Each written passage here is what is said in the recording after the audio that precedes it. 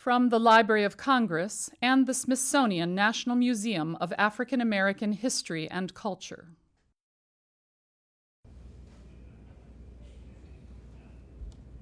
Three, two, one, and action. Today is Saturday, March 9th, 2013. My name is Dr. Hasan Kwame Jeffries of The Ohio State University and the Southern Oral History Program at the University of North Carolina at Chapel Hill. I'm with videographer Petna Daliko in Albany, Georgia, on the campus of Albany State University to conduct an interview for the Civil Rights History Project, which is a joint undertaking of the Smithsonian National Museum of African American History and Culture and the Library of Congress. We are here with Johnnie Ruth Browner McCullar. Thank you so much for being here with us to share your story. Good to be here. I'd like to begin just by asking you where you were born. I was born in Terrell County, Sassa, Georgia. And you were born February 4th, 1940. 1940. And your parents, what were their names? Clifford Browner and Johnnie Ruth Browner. And they too were from the area. They were from Southwest Yes, Georgia. yes. How far back did your family have roots in Sassa?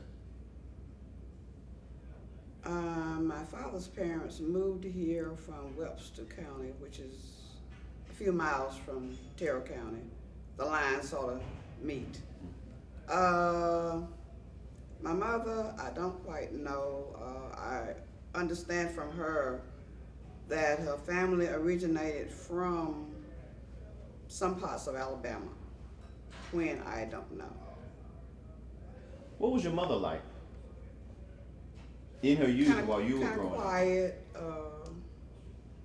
always working. She was always looking for something to do, canning, sewing, making quilts, always something to make sure the family had what they needed. And how about your father? He was a hard worker. He was a farmer.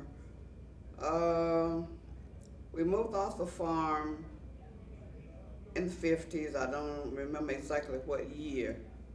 He worked for a while at the Marine base, and from there to the fertilizer plant. I can't remember the name. Swift, that's the name of it. Down here In Albany, Georgia, yes. He retired from there after about 28 years. Do you remember life on the farm? I didn't like it. What was it about life on the farm that you didn't like? Well, I was afraid of all the animals. I didn't like the heat. Didn't like the mosquitoes. Didn't like the gnats. All that other stuff. And I was afraid of snakes. Very afraid of snakes. Wasn't too happy about that. Now, where was the farm located? Oh, goodness. Down Florida Shore, back in the area near, it's a place called Doublegate. Back in that area, off of Old Dawson Road. Okay, Doublegate? Yes. Okay, off of Old Dawson. Old Dawson Road. And when your family left the farm, where did they move? To Sassa, which is in the city limits of Sassa, where it's now the old home house is. You like Sassa more? Yes. What was it about Sassa that was more appealing to you? Not a whole lot of snakes. Because it wasn't the farm. No farm. No farm.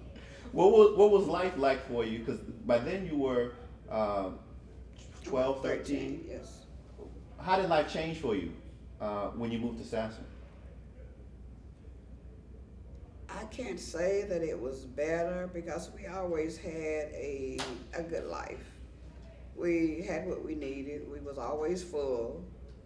We had the clothing that we needed because my mother was a good seamstress, so she made our clothing.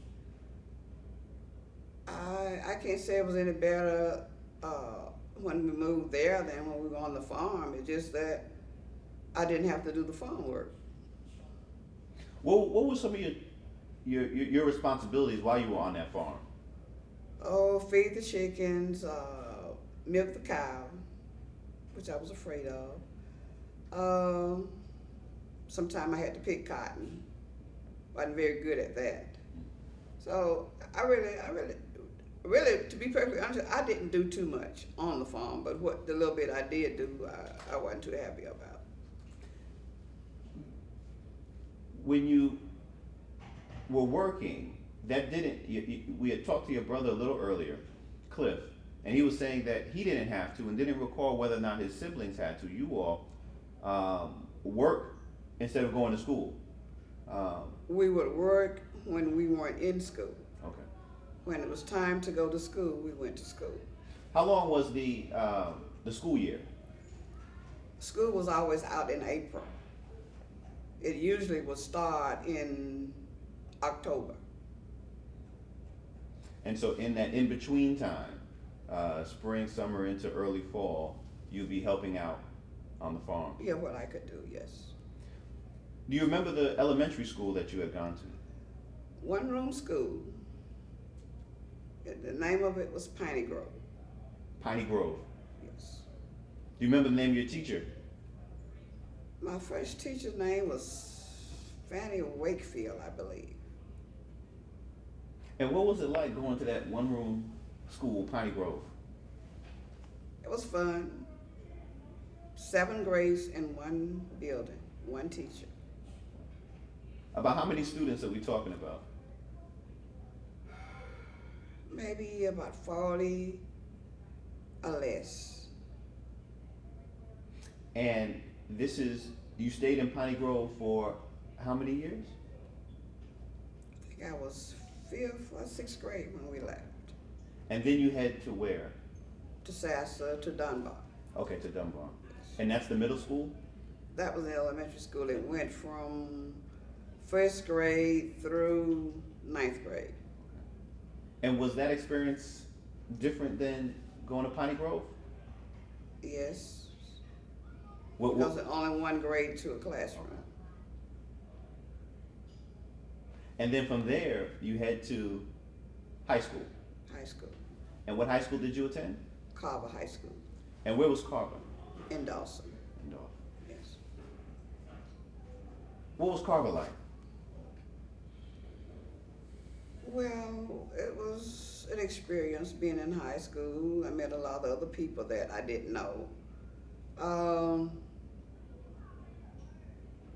It was cold most of the time with one heater in the classroom. You sit in classroom with your heavy coats on in order to stay warm. There was no lunchroom, so you had to carry your lunch. If you had a lunch, you would take your lunch from home. Well, it wasn't what it should have been. We didn't have the equipment that we needed. There were 2 classes, and there was a divider between the 2 classrooms. So when we had, and it was used for an auditorium.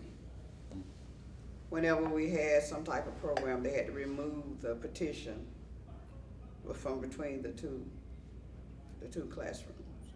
And you could hear what was going on in the other classroom. So it was kind of, sometimes it would be kind of noisy. And so this is the mid 1950s? Yes. 1954, 1950, end of 55, 56. Is when you start? When I started 10th grade. 10th grade. Now, the famous Brown ruling saying that segregation in education is unconstitutional had been passed 2 years earlier. Was there any talk about desegregating schools at that time while you were in school? No, because at that time black people seemed to be afraid to really discuss stuff like that. If my memory serves me right, there was a certain amount of information that you could get from government. The black teachers, I think, were told what to teach. So, we didn't know too much about government. How about at Things home? of that nature. Were there any conversations? discussions of the sort? My parents didn't know too much about segregation or, about in the schools. But they knew that we didn't have what we needed in order to be properly educated. The pages were torn out. We would get them from the white schools. And when they got new books, they would pass the old ones down to us. There would be writings all over the books, and part of the pages were torn out. Sometimes we would have one spelling book to a class. The teacher would have to put the words on the board, and you would have to write them off, because didn't have enough books. Did you ever talk to your mother or father about the way things were? I don't recall doing that. How about friends? Classmates? We complained about having to take so many minutes out of the classroom in the evening classes to clean up the buildings because we had no janitorial services. And so that responsibility fell on you all as the students? Yes. Wow. And all of the dust. They put down the dust compound, but it was still dusty. So you spend your 4 years in high school, and you graduate in 1959? Yes. And what do you do after graduation? My oldest sister was in nursing school, so I had to sit out a year until she graduated. And what do you remember the name of the school? You remember where she was going?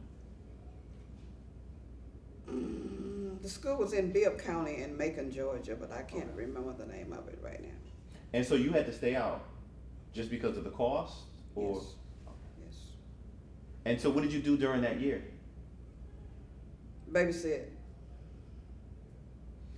In the neighborhood or for your siblings? I had an aunt who lived across the street, and sometimes she would bring her smaller kids over, and I would keep them. I basically just kept house while my mother worked. And your mother, what did she do? She worked, she did housekeeping work sometimes, and then she worked at the white school. She was a cook. And this is in Sasser?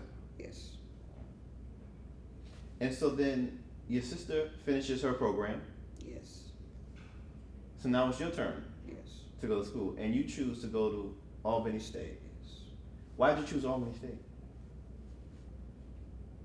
When I was growing up, I was kind of a sickly child, and my parents didn't want me to get too far away from them. So they had a little bit of a say in that as well. Yes. Yes. But they wanted you to go to college. Yes. What was their thinking behind that? Did they ever share with you why? They wanted me to be a teacher.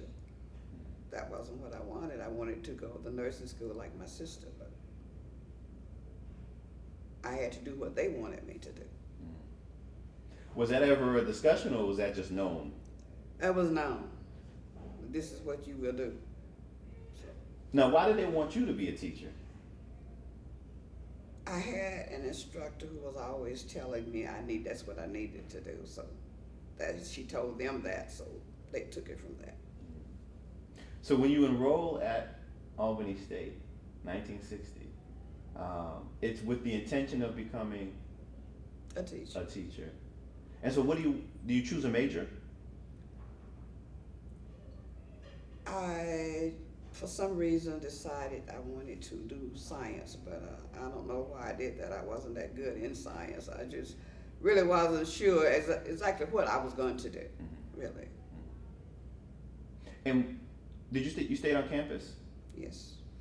What was that like when you arrived, 1960, no longer living at home? A lot of people. Yeah. But I enjoyed living on campus. I did. The only problem was the food. Not good. Food was no good. I ended up getting hepatitis from the food. The food was bad. Wow. Was this something that students complained about? Oh, yes. Administration, did it choose to do anything? No. Didn't seem to matter. Food wasn't good. It was prepared badly. Well, I won't go into that. So what was, from the student perspective, did you feel that the administration was, at Albany State, was supportive of the students? What was your opinion of the administration? Or the school as a whole? They didn't, as far as academics were concerned, yes. But it seemed like when it came to the food, I guess they just let the dietitian took care of all of that. Yeah. But the food was not good.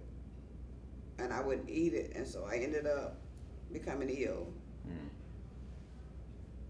Did you stay here, or did you have to go home? I ended up having to leave because I had a problem with my stomach. Right. So I had to leave. Now, but you wound up coming back? No, that was it? Oh, wow. And so that was 1962? 1962. Now, by then, had you already become involved with sort of civil rights activities? That was a march downtown. And I don't want to get into something I can't remember the full details. But it had to do with a young lady named Bertha Goebel, and her name is the only one that comes to mind at this point. But we had a march downtown, and I was involved in it. Now, was she the She was a homecoming student queen? here. She was a student here at Albany Student State. here at Albany State. And had she been expelled? Do you recall? I can't remember now. That was a long time ago. But you remember that was the first time. First time, yes, I participated in the march. And what was that experience like? Do you remember just the experience of being on the march? Kind of scary because I didn't know what was gonna happen when we got downtown Now, did you march from campus? from campus. Okay. How'd you hear about it? Different people talking about it, and they were going around and recruiting people for the march. But for some reason, I got involved. I don't know why. I just did. And so during the march, you say you're nervous. You're not really sure Yes. what's going to happen. Don't know what's gonna happen downtown. You fearful of the And police. didn't know what my parents was gonna say when they found out that I had participated in the march. So you survived that day. Yes. No violence, no arrests. No. You get back to the dorm. What do you think? Well, I got away with that. But when my parents found out about it, they didn't get mad. Because by then, things had started to, in Terrell County, sort of, not openly, but people were having meetings. And so after then, after I stopped, and things just started opening up, and I got involved. So after the march, you're back at the dorm. Word reaches your parents from the parents of other students. Do you even know? Because there were people coming from Dawson Right. and Sassa to school here. And was there ever even a conversation about it? About your participation that time? The head cook at the school where my mother worked mentioned it to her. So I know your daughter has better sense than to get involved in something like that. And she's also, well, she did. And this is a white woman. Yeah. So she did. So that was the end of that. And did that head cook ever say anything else to her at that time? I don't know if she mentioned it again. And so after that march, you participate. Your parents, hey, that's okay. So You're still at Albany State because you haven't gotten sick yet. Do you get involved in other activities, other marches and demonstrations at all? no, that was the only one. Why was that? I don't know. I just never got involved again Here at the school? at school. Yeah. So the spring of '62, you I left. you get sick, Yeah, I left. you head back home. At that time, and you're just recuperating at the house. Had you thought about? Were you thinking that you were going to return to school? I thought about it, and then I got really and truly involved in the movement, and that just went. It took a life. It took on a life of its own. So you're back home. You're recuperating, and things are starting to happen in Terrell. Now, how do you get involved in what's happening back home? Because when I got home, my parents were already involved. And what were they doing? You're saying they were already involved. Going to meetings, they were having meetings at one of the churches in Dawson, I believe it was Zion Hill or Sardis Baptist Church. And they moved from there to Mount Olive. Okay. The meetings had The moved from there meetings, to Mount yes, Olive. to Mount Olive. And Mount Olive was your family, Yes. was a family church, was a Yes. family home. Were you starting to attend Yes. meetings as well? Yes. And the Terrell County, the Terrell movement, the organization, when does that get started? When I got back home in '62, I believe they started to getting it together in 1960. Okay. They started together. I didn't know anything about it, but it had started in 1960. And so how did you get involved with it? Because at a certain point you become secretary, correct? After I left school, that's when I got really started getting involved. My parents were going to the meetings, so I started going with them. And the president of that movement the man's name was Lucius Holloway. And I don't know how I got drawn into becoming the secretary, but I did. So there was no office to elect me. I just somehow got involved.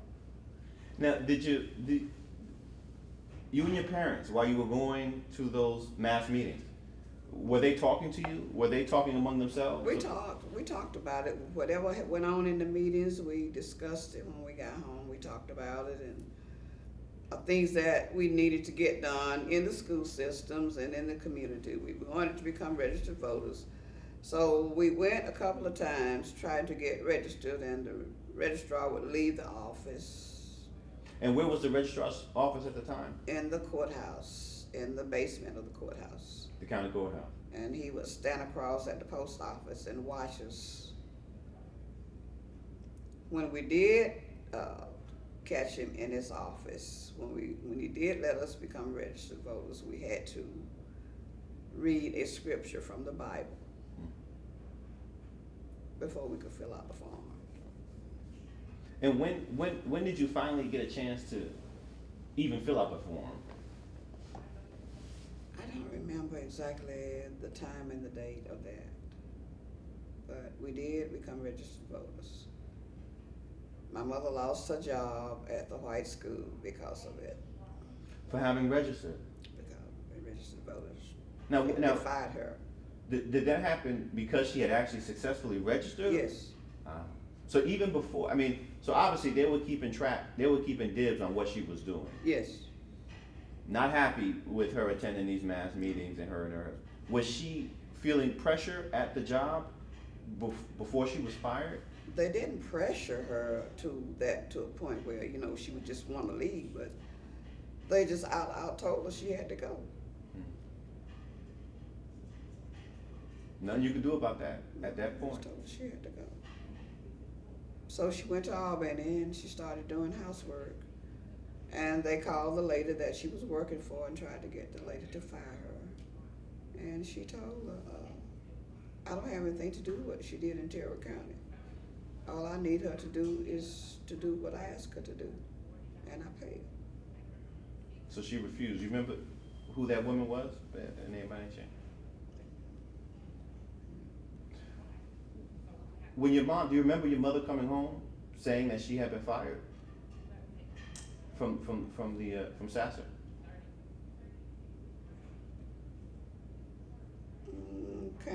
It's kind of dim, but you know, we talked about it periodically, and the day we got fired, I really don't remember that day. But you would talk about the fact that she had been. Yes. How did she feel about it?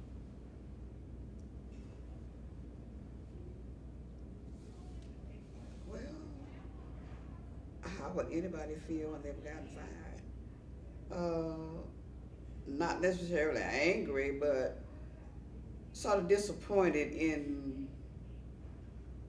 the way that it was done. You know, I have a right to become a registered voter. This is my God-given right. So why should you take it away from me? Well, that's what happened. Was there any, did that change at all the way your family was involved in the movement? No. It's made it even stronger.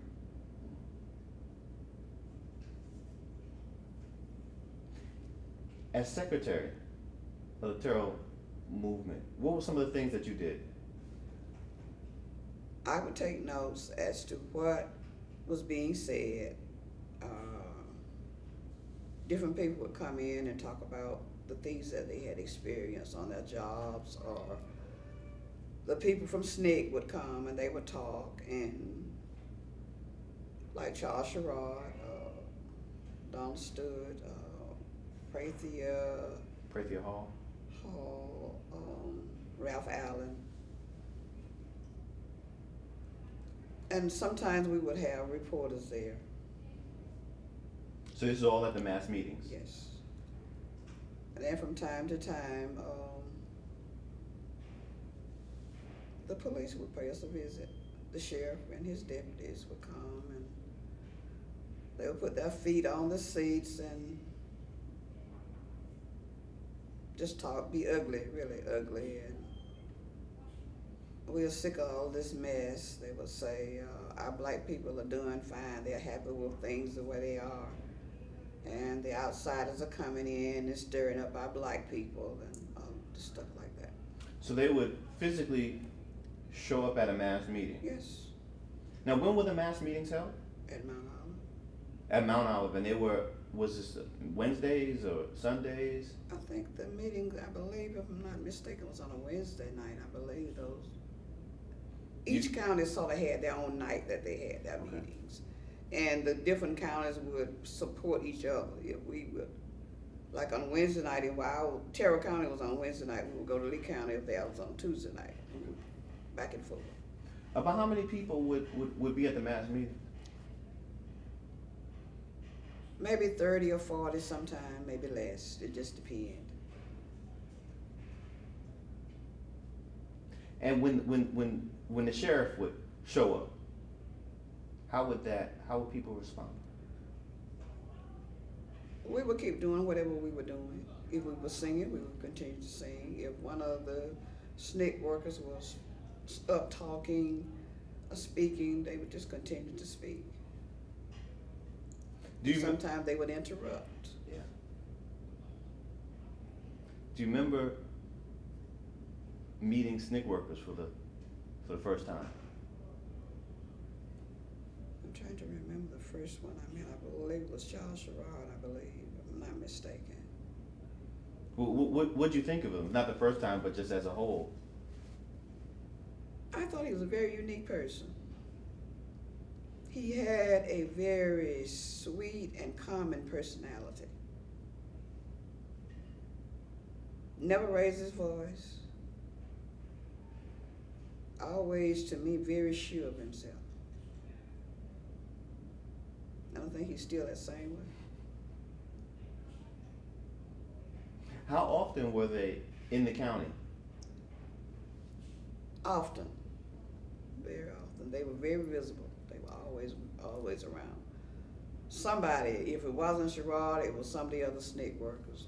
Somebody was always around. Now, were there any Snick workers staying in the county? Or were they mostly? There was a lady, her name was Carolyn Daniels, and they would stay at her house. If I'm not mistaken, Lucius Holloway would have some boarding at his house. But nobody ever stayed with us, but my mother would make cakes and things of that for them, try to help to feed them, you know. Yeah, yeah, yeah. The voter registration activity. So yourself and your parents had gone down to attempt to register to vote. Did you do canvassing activities as well? Yes. Myself and some of the students from the high school, Gladys Clark, who is now deceased, and her sister Anna Dean Clark, we would canvass the areas in Dawson in the evenings after school, going from door to door. The people would run in the house when they would see us coming. Here come the Freedom Riders, that's what they called us. And they would go in the house and close their door. They were afraid to talk to us. And you know, those who didn't quite run, or even those who did, but those who you caught up with, what would you say? We would talk to them about becoming registered voters and try to encourage them to come to the meeting so they could hear and see what was going on. But they were afraid of losing their jobs or being made to move out of the homes that they were living in because they would be renting. And they would just tell us, I'm afraid I'll get fired or I'll have to move. And that's the reason why they didn't even want to be seen. They didn't want to be seen talking to us. How long how many hours would you spend out canvassing on an average? Usually the kids would get out about 3:30. And we would walk sometime until it would start to get dark. And then we would sometime hitchhike. Just try to find a way home. Were you ever worried about your safety while you were out there? Oh yes. We would have been crazy not to. What were you concerned about?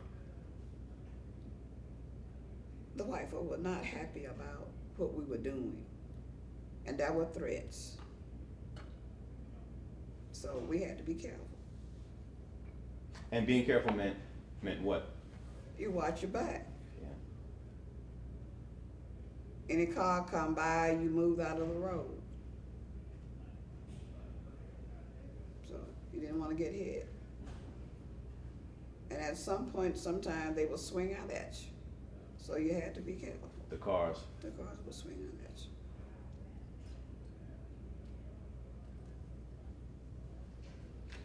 You would never canvass by yourself. No, So you would always pair up. you always had that. That was always either 2 or 3, always together. You never go out by yourself. And the students, they were younger than you, Yes. so they're looking up to you. I don't know about that. They were always bigger than me. I was the smallest something in the group, so I don't know if they were looking up to me or not. But I was always the smallest something in the group, so I don't know about the looking up to me. But we all had the same goal as to help black people get what they were supposed to have, what had been taken away from us. That was our goal, to become decent citizens, first class citizens. What were some of the other activities that the Terracana movement was doing that you were involved in? Well, occasionally with Reverend Wells, we would do some sit-ins sometimes. And who's this, Reverend? Reverend Wells, his name was Samuel Wells. I think he passed on. And you would do some sit-ins. Some sit-ins. Where? We would just go into a restaurant. It was a restaurant in Dawson. I can't think of the name of it. And he would tell us what we were supposed to do before we went in. He said we would just go and just sit at the counter or just sit down. He said if they say something, we'll just leave. And that's what we would do. He said, I don't want anybody to get in trouble, anybody to get hit or anything. So he was sort of our protector. And you did that. We would do that. And whatever he told us to do, that's what we did. Because he wasn't gonna tell us anything that was gonna get anybody hurt. What was it like going in to some of these places? A little scary. Always a little scary. But you never knew what was gonna happen. Did anything ever happen? Well, you would get talked ugly too, so Yeah. called names. By the People, patrons? Yeah, by the owners. By the owners. Yeah, the owners, or whatever white person that was working there, We don't serve you there, you here, so we would just get up and leave. We wouldn't argue with them, we'd just get up and leave. Did you ever have any run-ins with the police? Never any run-in with the police except at the church, When they would show up when they would show up. at the mass meetings? Yes. So we have the mass meetings, you're doing voter registration work, you're doing these sit-ins. Other activities? Were there other things that you were doing as well? We had after the church was burned, Oh, yes. Mount Olive. The Yes. series of churches. yes. Okay.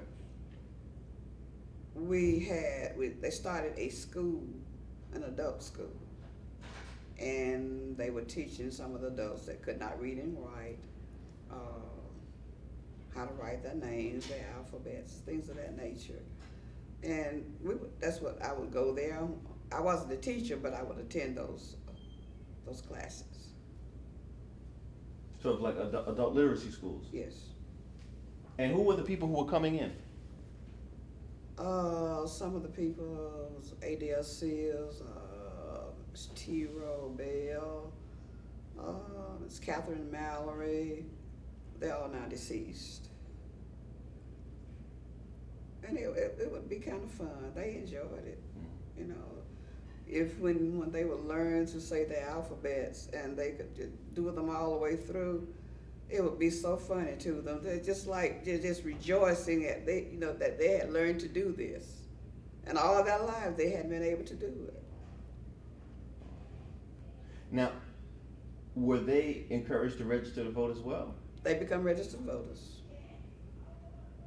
And so that was part of it, That was part of it. part of the organizing. We also taught them how to vote, what to do when they would go into the voting polls. Now, would you carry some of the people down to the county courthouse? Usually, I was one of the poll watchers. When during the elections, I was one of the poll watchers. And what elections were these? When were this in? The local elections, the national elections. Okay. I would be a poll watcher, and I would help people who could not read and write. You had to sign a form that's saying that you had to help these people. They had to sign the form.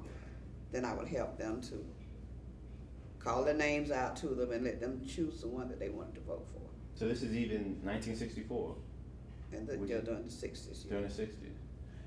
So you're you're a poll watcher, meaning that you're in a poll. And then we're watching really basically what's going on. If anybody tried to keep people from from voting, basically. Did you ever have to intervene on behalf of somebody? Not really. Because the federal government was in, the federal people were here.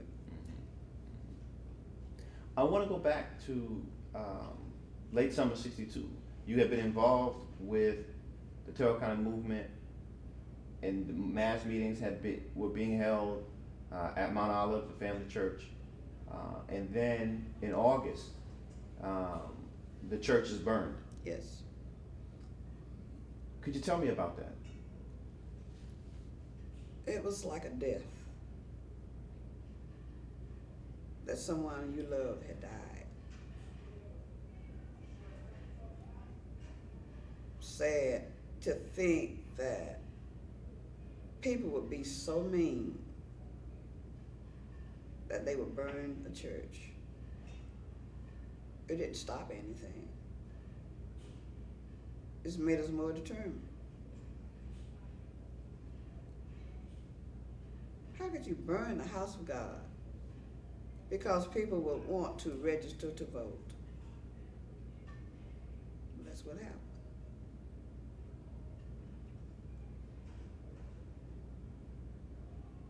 What were some of the discussions afterward?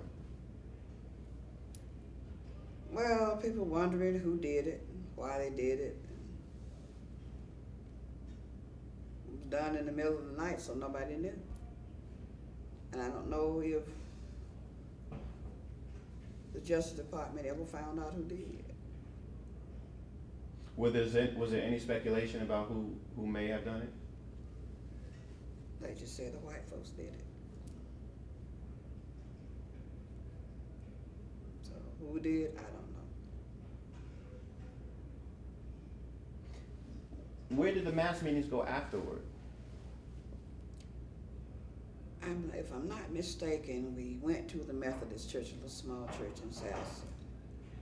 They became afraid that they were going to burn their church, so they stopped us from doing that. So by this time, they had started a foundation to rebuild Mount Olive. We would put chairs there, and so they told us we could not do that. So then they brought in a big tent, and they put it in the back. And we held our Sunday services and our meetings in that tent. Behind the foundation. The foundation, as that was going on. And your brother was working, was helping Yes. to build that. Yes. Do you remember how your father reacted? Tears. And he said some words that wasn't Christian. That I won't repeat. How about your mother? Sad. Everybody, it was a sad day. As I said, it was just like a death. Because that church had always been there. It had always been a part of that little city in Terrell County.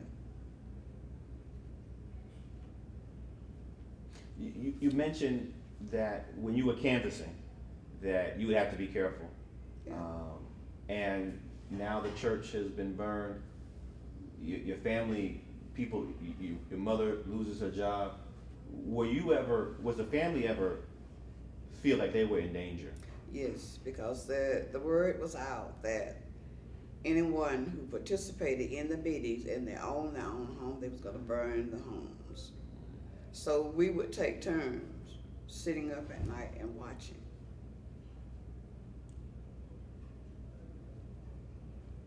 To make sure nobody suspicious cars. Were you looking for vehicles? Anyone trying to set a fire.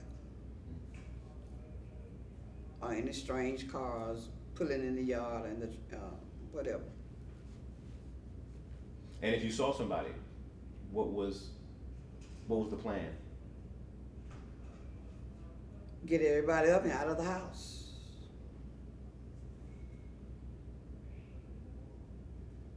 Escape before anything could happen. Before anything. Now you had family members outside. I mean, in the community. Yes. Relatives. Yes. Were they also active? I had one uncle, my father's brother. He was also active. But some of the others weren't. Didn't have too many family members around. Around in the movement? In that area. In that yes. area, okay. Yes. How about some of your friends? When you had become involved, did they also become involved when you had moved back home? My classmates, no. Why was that? I have no idea. Did they treat you any differently? No. They just let you do your thing. I guess so. Most of my classmates, when I came back, you know how little small towns, there are no jobs. So you go away to school, you don't come back. So a lot of them had, It was they were gone. they were gone. They Yes. were gone. So after the tragedy at Mount Olive, what does the movement do then?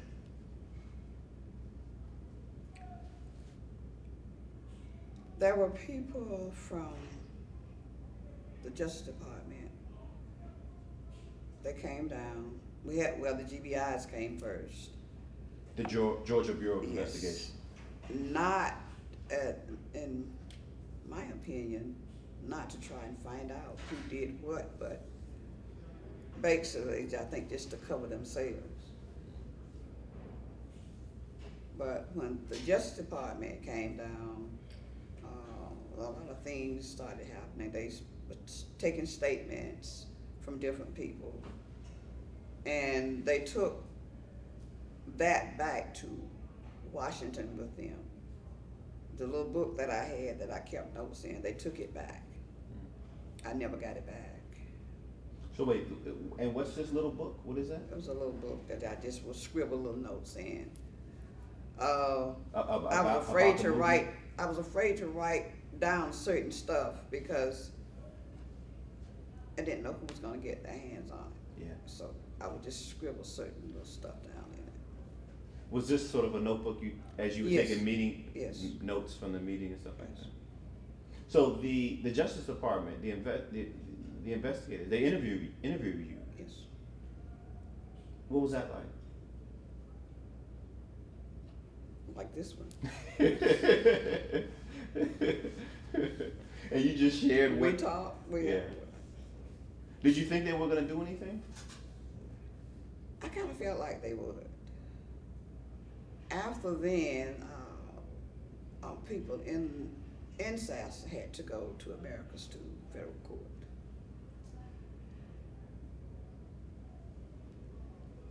As part of a court case, or what were they going? Many things that had happened in the area, the shooting at the Snick workers, the little police officer that we had was shooting at the Snick workers, and a whole lot of other stuff, and with the burning of the churches in that area, they had to go to federal court. And the shooting at the Snick workers, as they were canvassing, Yes. what was? Okay. Was that something that was common? That No, I don't know. I think the little police officer let somebody put something in his head that wasn't right, and he believed it. So he was taking his act. He was doing what he thought he was supposed to do.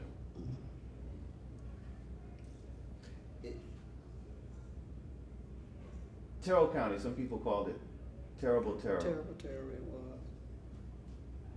You think that was an appropriate? Oh yeah, Why terrible? Why terrible? because it was. It was just.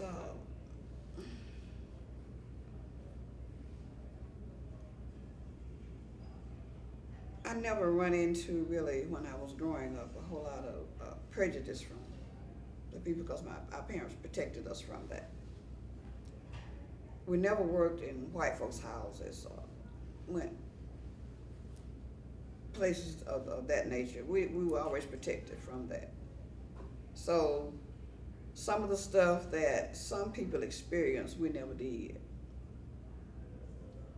My worst experience was when I started working with the movement.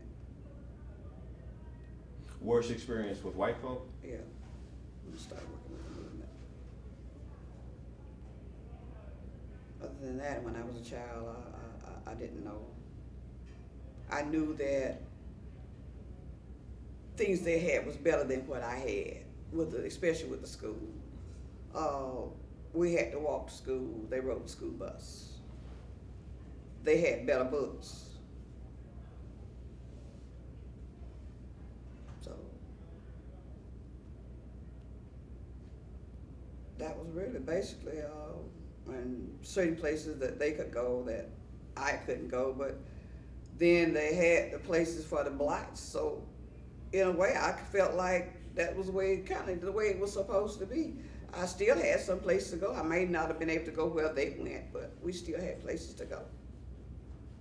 So when you're active in the movement, and now you're encountering and experiencing these white folk in this sort of different way, did that change what you thought about them? I'm seeing now what I've been missing. You know, you couldn't go into a restaurant and sit down and eat. If you went to get a hamburger, you had to get it through a hole in the wall because you couldn't go inside. So it kind of opened my eyes into what was really going on.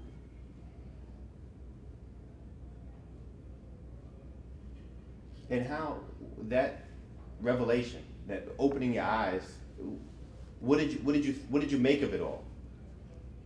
It made me determined to try to make things better for everybody, not just black people, but for everybody. Because you can't help one unless you help the other. There were poor white people living in that area. Was I would say just as poor as I was, or poor. So you can't help one race of people unless you help the other race.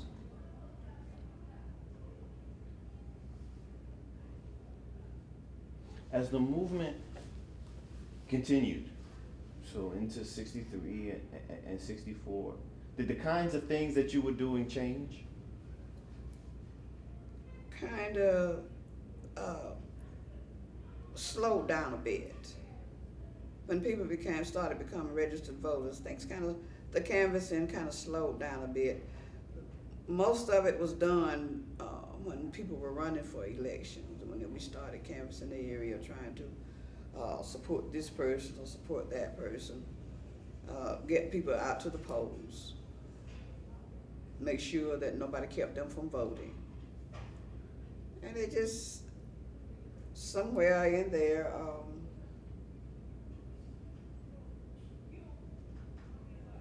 I stopped. I went home to take care of my sister's baby. She had a child, and she was working. She needed somebody to keep her, so my parents brought me home. So that's what I was doing. And then later on, I got married, and I moved away. And when was this? When did you get? 1967. And then where do you move to? Topeka, Kansas. Topeka, Kansas. I mean, so you moved far. I mean, and this is your first time really away from home. That far away from That far home, away from yes. home. How was that experience? Sort of leaving Terrell behind? Wonderful experience. Wonderful. I had a chance to travel, to see some things, you know, see other places. It was fun. Did you stay in Kansas for long? Came back to Atlanta. To Atlanta. And I lived there for a while, about 4 years. Then I came back to Albany and went to work at Phoebe. At the hospital? Yes, And what were you doing at the hospital? working as a CNA, certified nursing assistant. How had the area changed, if at all, when you came back? Some places I didn't recognize. The black and white signs were down. You know, black water fountain, white water fountain. The signs were down. It was kind of strange, you know. It had changed a lot. Then you could go into any restaurant you wanted to and sit down and eat. You could go to a movie and then you had to sit in the balcony and sit down on the lower level and have people throw things down on you. So it was a whole lot different. Were you glad to be back? Yes. Did you live in Albany, or were you living? With my parents. I moved back in with my parents. Okay. And how was Terrell different? It was different. The schools were integrated. It's a whole lot better. It's a whole lot better. Everybody was riding the school buses to school, so nobody walking to school anymore. So it was a whole lot better. Did you ever resume sort of movement type activities? Yes, I started working with the NAACP. I became a deputy registrar in 1979. I think I did that until 1996. Whatever year the voting started to where you could vote, could register to vote any place like the library. That's when I basically sort of, I would do 4 hours on Saturday morning. Registering people to vote? Yes, So the movement kind of stayed with you. yes. Why do you think that was the case? I guess that people thought I was dependable. So people were They would coming. always call me, you know, the people who were in charge of whatever was going on would always call me, so. Was the NAACP very strong? Is It was Is this the Terrell County NAACP? Yes. Okay. not as strong now as it used to be. Was that the main movement organization, if you will? The main center of sort of movement activity in the 80s, 90s? Yeah, I believe so. Do you recall who the branch president was? J.L. Barnes, J.L. Barnes? he was murdered. He was murdered. 1994. Did it have anything to do with his activism?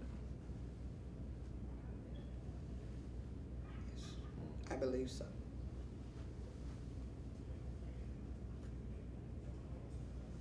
So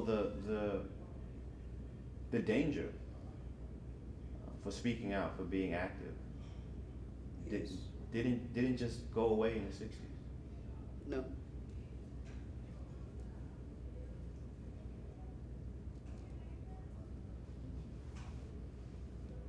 So that's one of the things that didn't change, would you say? And this idea that, you know, there were people who were opposed to change. I don't know how to put this, but things are better on the surface. They look good, but there's a lot that still needs to be worked on. You know how stuff is under the cover, and you see the smiles and the handshakes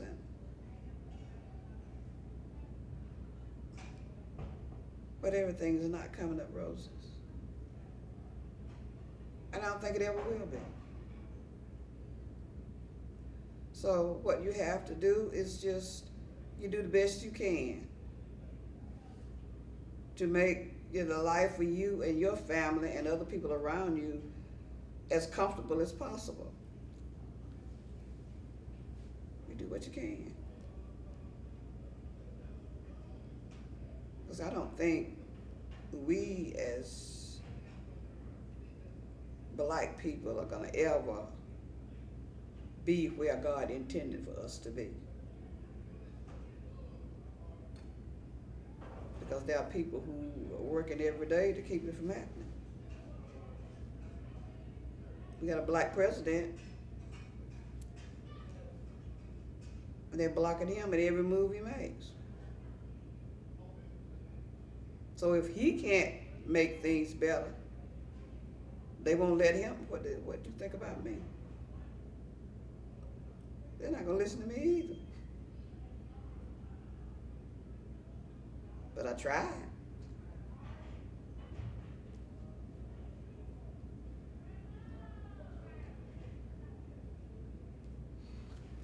We've covered a lot, but I know there's so much more that we could possibly talk about. Is there anything that you want to add that perhaps we didn't talk about, or you want to say a little more about?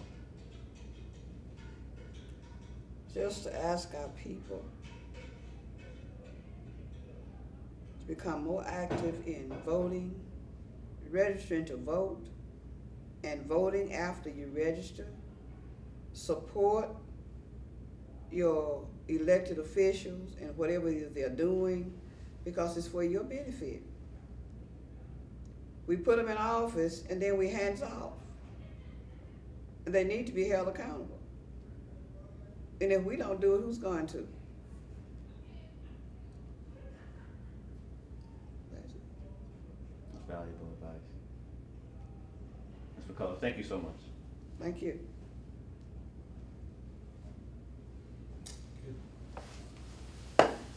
Good job. That was wonderful. This has been a presentation of the Library of Congress and the Smithsonian National Museum of African American History and Culture.